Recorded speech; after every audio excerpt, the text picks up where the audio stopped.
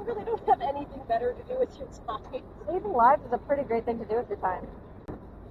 Arguably. How's that arguably? I'm not going to change your mind no matter what I say to you. I doubt that you're going to change my mind no matter what you say to me. If there's a productive discussion to be had, by all means. If not, Sure. Yeah. What kind of interests you about it, I guess? I mean, I'm not here to debate the fetal personhood with you. Fundamentally, I just don't think that I'm obligated in any sense to die for the life of an unborn child. That's a fundamental thing that you're not going to get me to budge on. Your values on this are not something that I'm capable of changing your mind about with rhetoric.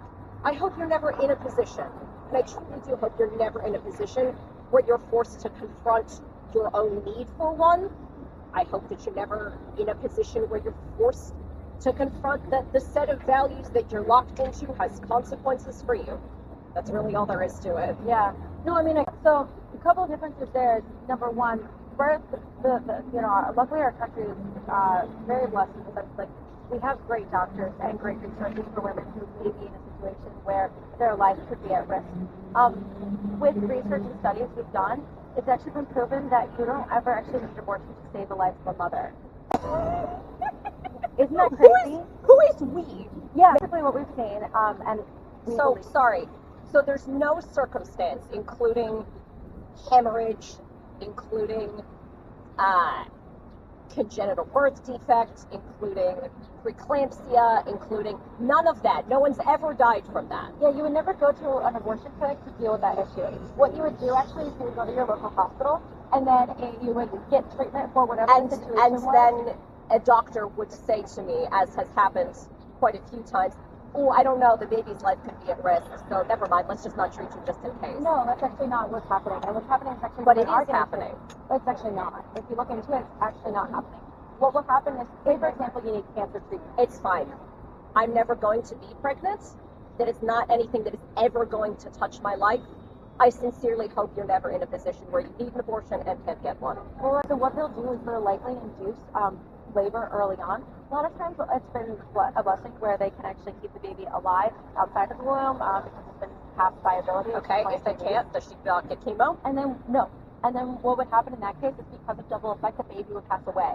But you would not be getting an abortion, you would be getting treatment for this, and because of that, it would cause a miscarriage. But those aren't the same things.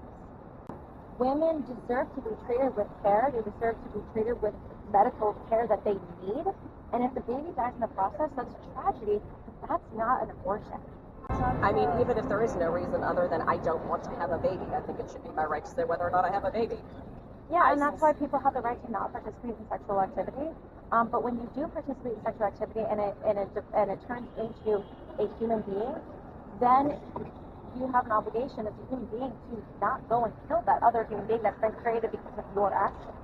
But I don't. That's just a fundamental thing that you and I disagree on. I don't believe I have any obligation to that other human being. Why? You're not your going to. Child. Not yet. It's not born yet.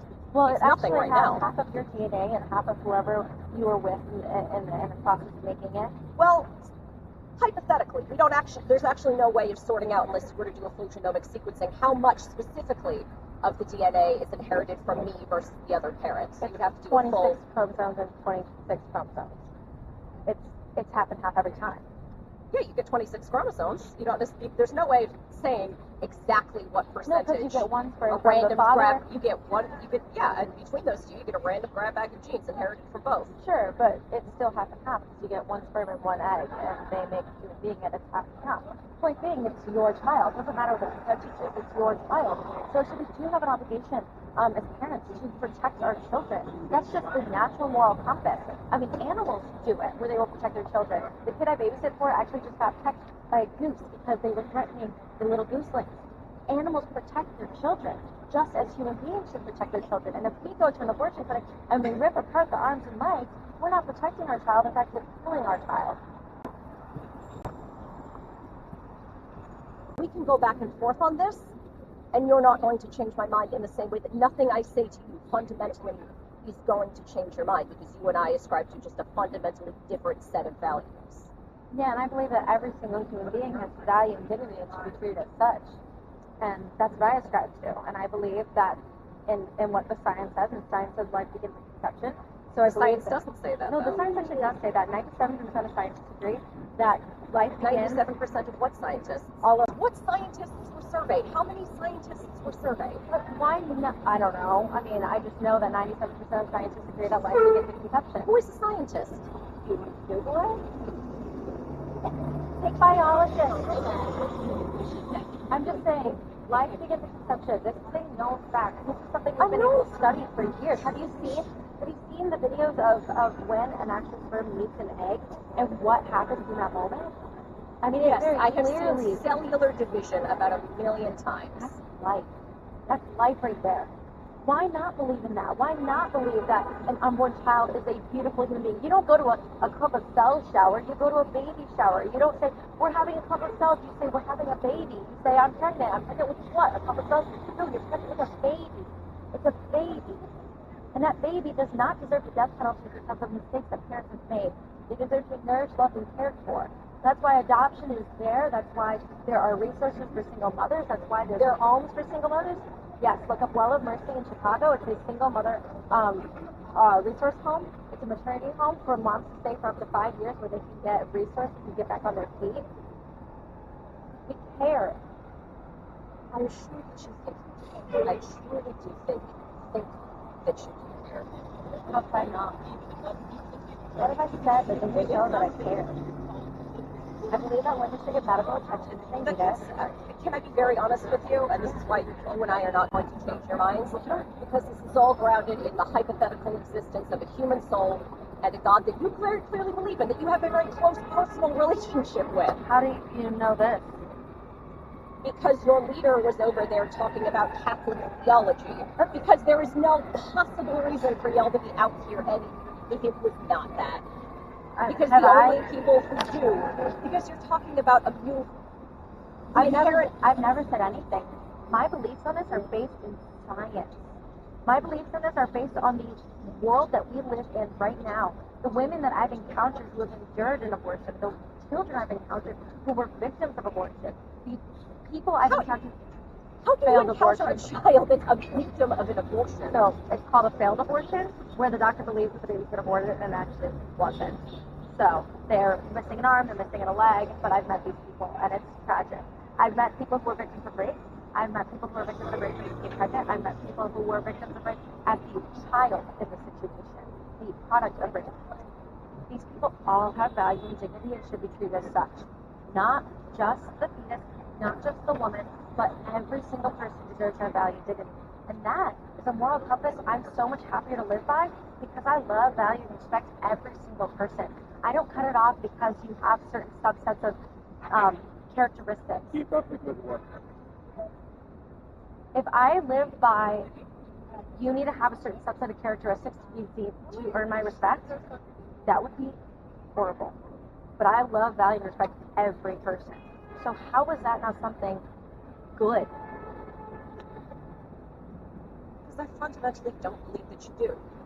I don't believe that you have compassion for the women who get abortions. I don't believe that you have any idea what's going through somebody's mind at that point. Certainly the people that you've spoken to who've communicated that to you, you know what those people think. You don't know what everybody thinks. And we are not going to change each other's minds on this. So I really don't know what else there is to go with it. No amount of scintillating rhetoric on your part or mine is going to get either one of us to budge.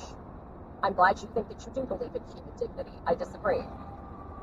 You disagree with the fact that have I not treated you with respect this whole time? There's somebody who's very different than me, I assume.